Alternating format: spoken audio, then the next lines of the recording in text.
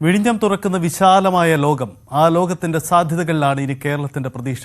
വരുന്ന തലമുറയ്ക്ക് കേരളം കാത്തുവച്ച പദ്ധതി, രാഷ്ട്രീയമായ അവകാശവാദങ്ങൾ എന്തൊക്കെ തന്നെ ഉണ്ടായാലും ഈ പദ്ധതിക്ക് വേണ്ടി പ്രവർത്തിച്ച എല്ലാവരെയും ഓർത്തെടുക്കേണ്ട ഘട്ടമാണിത്. രാഷ്ട്രീയ അവകാശവാദം അത് ഏതെങ്കിലും ഒരു പേരിലേക്ക് ഒതുങ്ങുന്നതല്ല. ഇതിന് പിന്നിൽ പ്രവർത്തിച്ച കാലങ്ങളിൽ മൺമറഞ്ഞ രാഷ്ട്രീയ നേതാക്കളുണ്ട്. അങ്ങനെ നിരവധി ആളുകളുണ്ട്. അവർക്കെല്ലാം നമുക്ക് നന്ദിയോടെ ഓർത്തെടുക്കാം. ഇതുപോലെ രാഷ്ട്രീയ എതിർപ്പുകൾക്കിടയിലും വികസന പദ്ധതികൾക്ക് വേണ്ടി ഒന്നിച്ചു നിൽക്കേണ്ട ഒരു ഘട്ടമാണ്. അതാണ് തലമുറകൾ ആവശ്യപ്പെടുന്നതും. ആ ഓർമ്മപ്പെടുത്തൽ കൂടി ഈ പദ്ധതിക്ക് പിന്നിലുണ്ട്.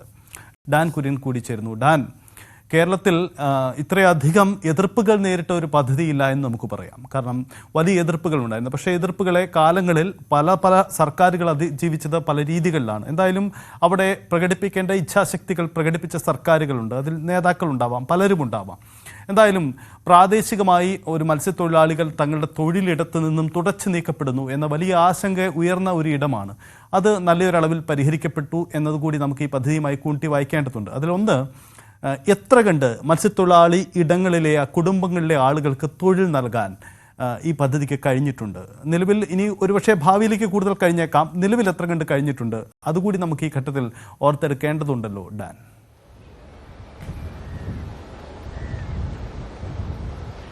സജിത്ത്, അവിടെ എടുത്തു പറയേണ്ട കാര്യം, ഇതുമായി ബന്ധപ്പെട്ട തുറമുഖത്തിന്റെ നിർമ്മാണ പ്രവർത്തനത്തിന്റെ ആദ്യഘട്ടം മാത്രമാണ് പൂർത്തിയായിരിക്കുന്നത്. അതിന്റെ ഔദ്യോഗികമായ കമ്മീഷനിംഗ് ആണ് പ്രധാനമന്ത്രി നിർവഹിച്ചിരിക്കുന്നത്. പക്ഷേ അതിന്റെ അനുബന്ധമായി കരയിൽ ഇനി പൂർത്തിയാക്കേണ്ട മറ്റ് ചില പ്രധാനപ്പെട്ട നിർമ്മിതികളുണ്ട്. അവിടെയാണ് കണ്ടെയ്നർ നീക്കം ഇപ്പോൾ പ്രധാനമായി ജലമാർഗത്തിൽ മാത്രം നടക്കുന്ന ഫീഡർ ബോട്ടുകളിൽ എത്തി ഇവിടെ നിന്ന് ഫീഡർ കപ്പലുകളിൽ ഈ കണ്ടെയ്നറുകൾ മറ്റ് തൂത്തുക്കുടി ഉൾപ്പെടെയുള്ള തുറമുഖങ്ങളിലേക്ക് എത്തിക്കുന്ന നടപടി കരമാർഗം കൂടി, അതായത് റെയിൽ മാർഗവും റോഡ് മാർഗവും കൂടി എത്തിക്കുന്ന പ്രധാനപ്പെട്ട നിർമ്മാണ പ്രവർത്തനങ്ങൾ, അതോടൊപ്പം തന്നെ വികസന ഇടനാഴി, അതിന്റെയൊക്കെ നിർമ്മാണം പൂർത്തിയാക്കേണ്ടതുണ്ട്. അങ്ങനെ ഈ കണ്ടെയ്നറുകൾ ഈ കരയിലേക്ക്, അതായത് കടൽ കടന്ന് ഇവിടെ നിന്ന് കരയിലേക്ക്, വിഴിഞ്ഞത്ത് കരയിലേക്ക് കയറി അവിടെ നിന്ന് ഈ റിംഗ് റോഡിലൂടെയും ഭൂഗർഭ റെയിൽപാതയിലൂടെയുമൊക്കെ മറ്റ് സ്ഥലങ്ങളിലേക്ക് എത്തുന്ന തരത്തിൽ ഈ സമഗ്ര തലത്തിൽ അതിന്റെ വികസനം പൂർത്തിയാകുമ്പോൾ മാത്രമേ അനുബന്ധ വികസന പദ്ധതികളുടെ പേരിൽ ഈ നാട്ടുകാർക്ക്, തലസ്ഥാനവാസികൾക്ക്, അഭ്യുദയകാംക്ഷികൾക്ക് ഇതുമായി ബന്ധപ്പെട്ട പ്രത്യക്ഷമായും പരോക്ഷമായുമുള്ള പ്രയോജനം ലഭിച്ചു തുടങ്ങിയുള്ളൂ. ഏതാണ്ട് 7000-ഓളം ആളുകൾക്ക് ഇതുമായി ബന്ധപ്പെട്ട തൊഴിലവസരങ്ങൾ പ്രത്യക്ഷത്തിലും പരോക്ഷത്തിലും സൃഷ്ടിക്കപ്പെടുമെന്നാണ് അദാനി ഗ്രൂപ്പ് തന്നെ വ്യക്തമാക്കിയിരിക്കുന്നത്.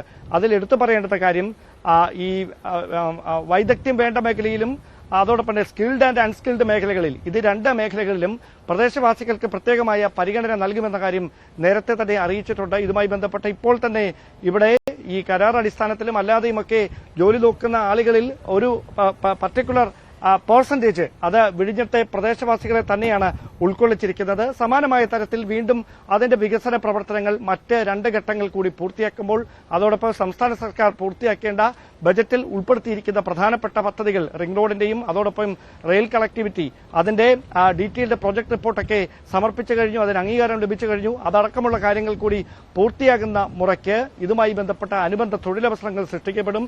ലോജിസ്റ്റിക്സ് മേഖലയിൽ, അതോടൊപ്പം തന്നെ മറ്റ് ഹോട്ടൽ വ്യവസായ മേഖലയിൽ, അതോടൊപ്പം ടൂറിസം മേഖലയിലൊക്കെ വലിയ തരത്തിലുള്ള തൊഴിലവസരങ്ങളിലേക്ക് തന്നെ വിഴിഞ്ഞം തുറമുഖ പദ്ധതി അനുബന്ധ മേഖലകളായി വലിയ തരത്തിലുള്ള വികസനത്തിന്റെ നാന്ദി കുറിക്കലായി തന്നെ മാറുമെന്ന കാര്യത്തിൽ സംശയം വേണ്ട. വെറും കണ്ടെയ്നർ നീക്കം എന്നതിന് അപ്പുറത്തേക്ക് മറ്റ് തലങ്ങളിൽ കൂടി അതിന്റെ സാമ്പത്തിക വരുമാനം ഉറപ്പാക്കാൻ കഴിയുന്ന തരത്തിലേക്കുള്ള ഒരു നേട്ടമായി കൂടി വിഴിഞ്ഞം പദ്ധതി മാറാൻ പോവുകയാണ്. അത് എത്ര കണ്ട് പെട്ടെന്ന് യാഥാർത്ഥ്യമാക്കാൻ കഴിയുന്നു എന്നതാണ് ഇനി അറിയാനുള്ളത്. അതിന് തുടർ നടപടികൾ കൊടിയുടെ നിറം നോക്കാതെ രാഷ്ട്രീയ പാർട്ടികൾ ഒരുമിച്ച് നിന്ന് ഈ ഒരു പദ്ധതി, അതിന്റെ പ്രയോജനം തലസ്ഥാനവാസികൾക്ക് ലഭ്യമാക്കേണ്ടതിനു വേണ്ടി ഒരുമിച്ച് നിൽക്കേണ്ട ഒരു സാഹചര്യം കൂടിയാണ് ഇപ്പോൾ ഉരുത്തിരിയുന്നത്.